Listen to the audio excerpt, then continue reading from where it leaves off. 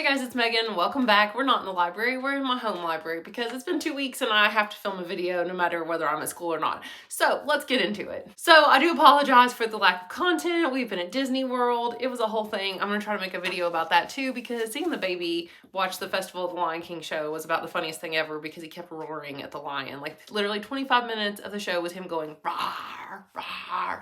So yeah, I'm gonna have to make a whole video about that. So let's talk about all the books that I read in the month of September. So September was a really good reading month for me. October is like half over now and it's not been a good reading month. I've not completed a single book.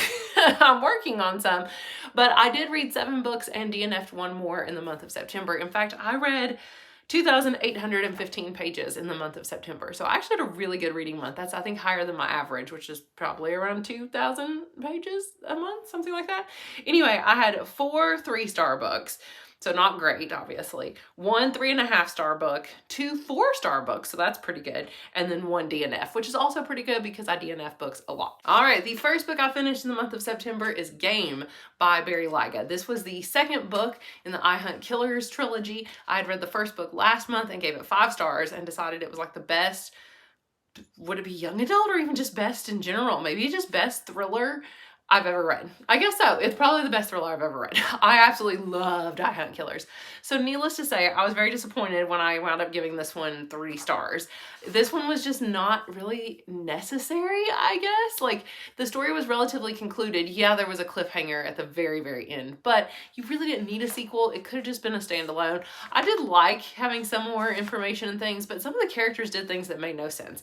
And like, one of the girls in the story is like, I'm gonna go off and have my own adventure and I'm not gonna tell anybody what I'm doing and it's gonna be super dangerous. But she was like so smart and I was like, she wouldn't do that. It literally seemed out of character. It also left off with a huge cliffhanger at the end. And the second, or sorry, I just got an allergy shot and now my arm like has a giant knot on it. But the third book picks up exactly where this one leaves off. And so, I mean, it's clear that the author wrote these 2 books back to back and had them both planned out and both in mind when he first started them. And I guess I'm not really a fan of that because I don't like, what was it? The second and third books in the Shades of Magic trilogy do that too, and I was not a fan of that either. So I don't know, it's like they have a really good first book and then so the second and third ones seem like they're more one story together. I don't know. Anyway, so I'm gonna giving it 3 stars, but if I were you, I would stop at the first one. Then I read Blood of My Blood, also by Barry Lyga, obviously, the final book in the I Hunt Killers trilogy, and I gave it 3.5? I gave it 3.5, so it was only because it was better than the other one. It still was not remotely the quality, or well, I mean, the writing was still good, but just everything that was happening in it was not as interesting to me as the plot of the first one. I guess that was just it. It's just, depends on what kind of plot you like. Like in the first one, you know, his dad's a serial killer, and he's got to help track down another serial killer who is imitating his father. And that's it. Now it's like there's this convoluted game and how's his father involved, and I don't know, it just was a little ridiculous, like societies of serial killers and things, and it was good but not as good as the first one. Okay, then it started getting to spooky season, so I thought, let's read a horror novel, so I read Dead Silence by S.A. Barnes. I'm not going to give you too much on this one just because I have a whole reading vlog where I read this book, and you would know if you watched that vlog that this book was, I think, mismarketed. So it's marketed as a sci-fi horror, but I would say it's really just pretty straightforward sci-fi. It honestly was not scary. Like there was maybe 1 or 2 things that were described that they find on the spaceship that were kind of creepy. But other than that, nothing actually scary happens besides just descriptions of scary things that have happened in the past, if that makes any sense. So I wound up giving it 3 stars. Oh, it's adult, by the way, and it is a standalone. It was not too long. How long was it? It was 343 pages, so not too long. Oh, that was the other thing. I forgot to tell you, on the other 2 books I read, they were long. Like Game was 520 pages for a young adult book. That might be a little too long. Anyway, this one, it just didn't, I don't know, it was fine. I don't know why I didn't DNF it. I should have DNF'd it. I think I just wanted to kind of know the mystery at the end. But what this book doesn't tell you in the synopsis is you would think it's like a horror on a spaceship, and that's all I knew about it. It was like something terrible is gonna go wrong when they find this ship out there that's been abandoned, almost like the Titanic, that nobody even knew where it was. Now they've discovered it and there's something horrific on board, and then, you know, halfway through the book they get on board and then you're like, okay, now all the terror is gonna happen, something bad's gonna happen to these people, and then it like cuts to the present. And you're like, wait, what? Because the whole thing is taking place in the present and it was all a big flashback. Well, now it cuts back to the present and you're like, wait a minute, what? And it turns out that was it. Like, they got on the ship. She doesn't remember what happened. Clearly some terrible things happened. And then now she's back in the present, telling other people, hey, we have to get back there. And they're like, okay, you're going to come with us. And you can help guide us, and hopefully this bad thing doesn't happen to us again. And then it becomes more of a mystery of what is actually going on. So the plot was not remotely the structure that I thought it was going to be, and therefore it really wasn't very scary. Next, I read The Secret History by Donna Tartt, which I'm also not going to talk about tons because I talked about it in my reading vlog, but I wound up giving it 4 stars. I had very high hopes for this but also no hopes for this, if that makes sense. I knew it was going to be one or the other because I don't really like dark academia. I've decided, like most books, when I tried them, I'm like, I don't like this. And this is like the definitive dark academia. I guess it's sort of what started the genre way back in like the 90s before it was even a thing. And which, I mean, it's not even a genre, it's just like an aesthetic or something, but there are books that are sort of that fit the category. Anyway, I tried Ninth House and I wound up DNFing it. Of course, I love Harry Potter if it counts as dark academia. But anyway, so I decided to give it a shot because my sister-in-law brought it for me for Christmas last year, and I was like, I'm saving it till spooky season. So this is when I decided to finally pick it up, and it was not at all what I expected. I don't know what I expected. It's very literary. It is very pretentious, but it's like supposed to be. It is too long. It's definitely got a lot of stuff that's not necessary. And boy, do you get to know every single detail and who was smoking what cigarettes when, because they smoke cigarettes a lot. Spoiler alert. The plot structure is interesting. Apparently it's supposed to be sort of like a Greek tragedy where there's actually like a chorus at the beginning, kind of, and it tells you exactly what's going to happen. And the main climax happens exactly halfway through the story, kind of like a traditional, even like a Shakespeare play or something, which I think a lot of people didn't like, but I liked because I wanted to see the fallout of the big climax, of course, but you know the climax. They tell you on the first page, which I could just tell you, but I won't. Anyway, it was definitely not what I expected. Very in-depth, more just like a character study and a study of basically guilt and sins that go unpunished and the guilt that you have because of that. And it was interesting. I don't know if I'd ever read it again though. Okay, then I read a huge shocker of the year. Might be one of my most surprising reads, is Finlay Donovan is Killing It by Elle Cosimano, which I wound up giving 4 stars. Although when I look back on it, I mean, it is probably the best, if you call it a mystery, it's more like a thriller, I guess.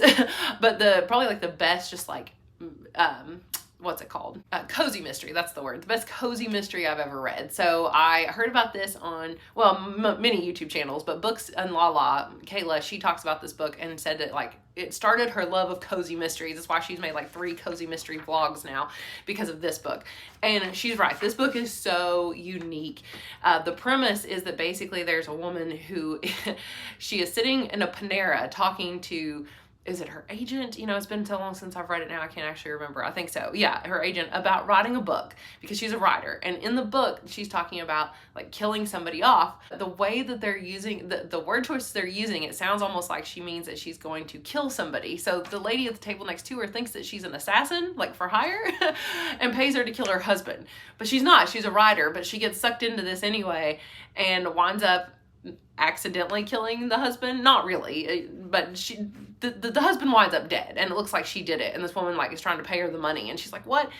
And so like her kind of like nanny person that's also becomes like her sidekick gets in on it too to help her hide the dead body. And she starts to realize it's like kind of more involved with the mafia or like the mob, and her husband's business is sort of involved. And so this book was way different than I expected. It was funny. It was definitely something outside of my comfort zone, but I very much enjoyed it and gave it 4 stars. Okay, then I read a short horror novella. I read What Moves the Dead by T. Kingfisher because I loved Nettle and Bone by T. Kingfisher, so I wanted to read more.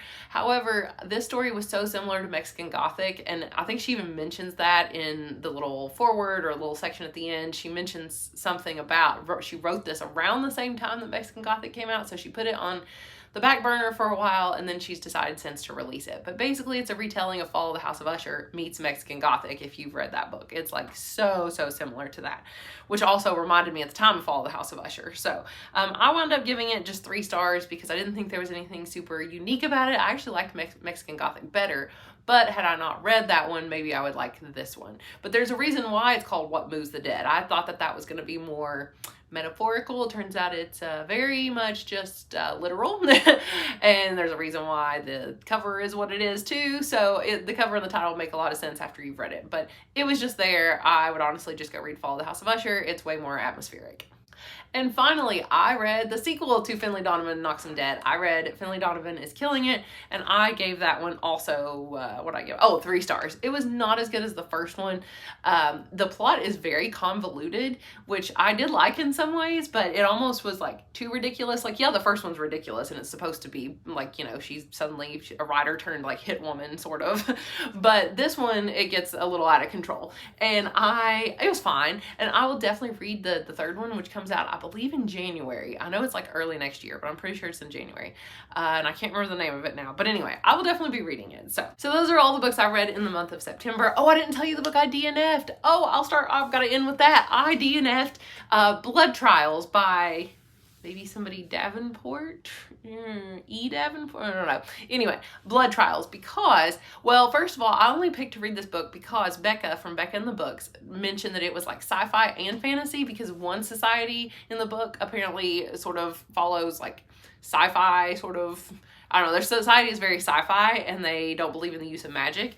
And then the fantasy world that they're, I guess, at odds with obviously uses magic and doesn't use as much technology. So it's sort of like sci-fi versus fantasy is what I was led to believe. However, I only got 10% in. I didn't even really get to that point before I was like, well, I'm bored out of my mind. And I guess the problem is that it's technically listed as adult, but it reads very young adult. And so I don't know what to make of it. Like, I didn't know, the protagonist is young, but then the story, it was very convoluted. The setting was convoluted. The backstory seemed relatively convoluted. And so it felt more adult, but then the way that people were acting and stuff was very young adult, and it just didn't mesh. But it also could be my fault because I tried listening to it as an audiobook. And I know that I can't listen to fantasy audiobooks because I cannot learn new names and places and stuff just, you know, orally. I have to see it like visually on paper and be able to refer to glossaries and pronunciation guides and maps, and I couldn't do any of that, so that could be my fault. Maybe I'll give it another chance if I hear good things about it.